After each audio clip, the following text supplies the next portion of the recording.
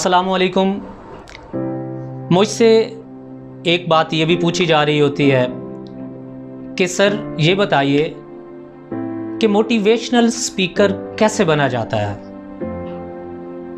Motivational speaker बनने की ख्वाहिश सब में होती है, क्योंकि जब हमारे मार्केट में मोटिवेशनल स्पीकर्स को देखा जाता है, उनकी बड़ी बड़ी बातें, भारी भरकम किस्म के जुमले और बड़े अच्छे बने बनाए सेंटेंस और कहानी का एक बेहतरीन स्क्रिप्ट देखने के बाद बहुत सी पब्लिक, बहुत से लोग अपने ख्वाबों की ताबीर सोचने लगते हैं।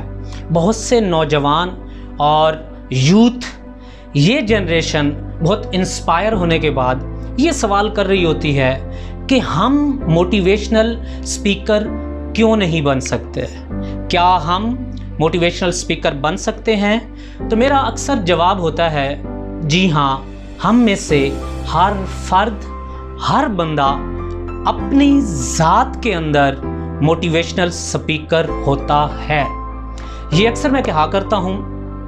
आज मैं बताने भी जा रहा हूँ कि मोटिवेशनल स्पीकर बनने के लिए आपको कोई लंबी रॉकेट साइंस या बहुत बड़ी फ़िलॉसफी की किताबें या भारी भरकम लाइब्रेरी छांटने की इतनी ज़रूरत नहीं है। कर लें तो सोने पे सुहागा है, फ़ायदा होगा।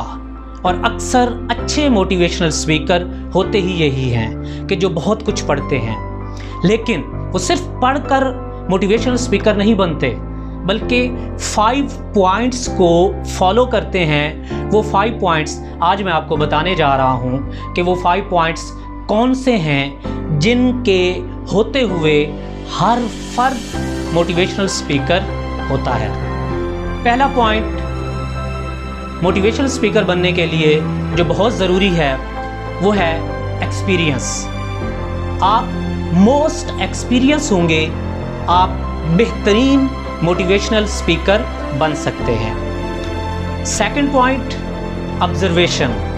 आपकी ऑब्जर्वेशन यानी मुशाहिदा जितना स्ट्रॉन्ग होगा, जितना अच्छा देख रहे होंगे, फील कर रहे होंगे, महसूस कर रहे होंगे, आप बेहतरीन मोटिवेशनल स्पीकर बन सकते हैं। तीसरा है थिंकिंग पावर्स।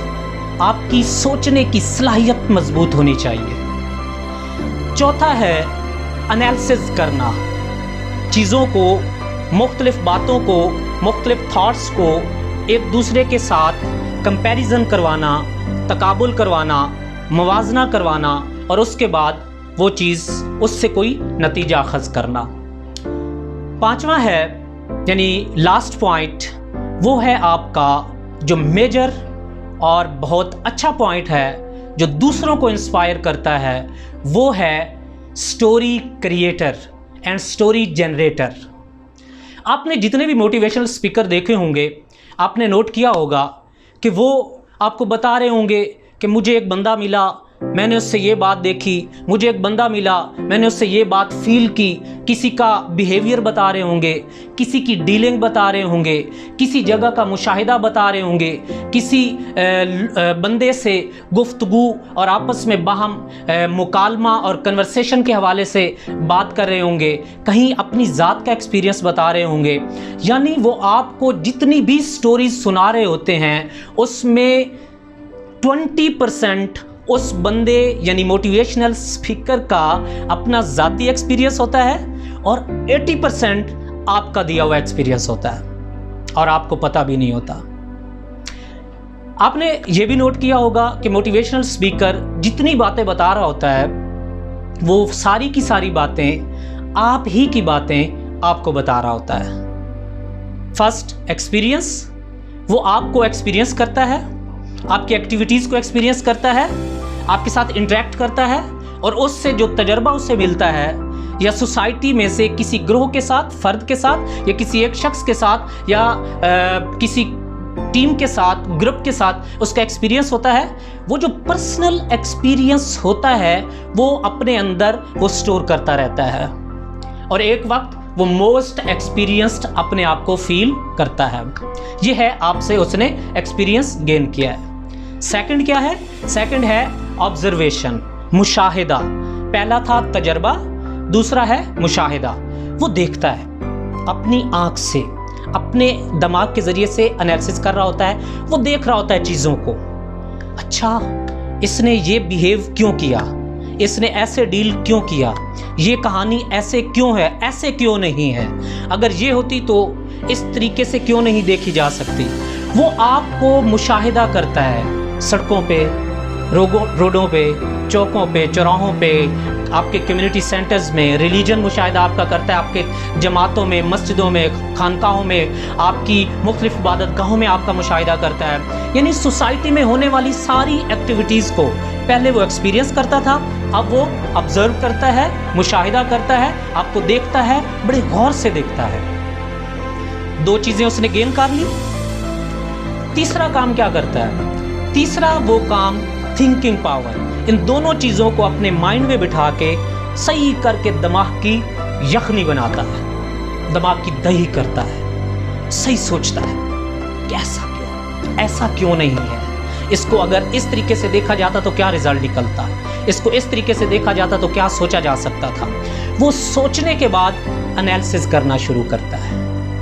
अब वो सही करके लस्सी बनाना शुरू कर देता है। जब वो लस्सी बना लेता है, लस्सी बनाने के बाद उसे पता चल जाता है ये मटेरियल था, ये बन गई है लस्सी। अब एनालिसिस वो कर रहा है। अब वो चौथा ऑप्शन एनालिसिस को यूटिलाइज कर रहा है। एनालिसिस करने के बाद वो एक स्टोरी क्रिएट करता है। वो स्टोरी जब आपको सुनाता है तो आप क्या कह रहे होते हैं? बेसाख्ता क्लैपिंग। क्यों? उसने कुछ ऐसा नया क्या सुना दिया? उसने कोई नई बात कहां से लाई है? उतरी है उस पर, या कहीं से उसको गैब से इल्म आया है, या उसने दुनिया की सारी लाइब्रेरियां छांट ली हैं, या फिलॉसफी की सारी बातें सिर्फ इसे ही आती हैं, या दुनिया की बेहतरीन ऑब्जर्वेशन पावर इसी के पास है? ऐसा कुछ नहीं है।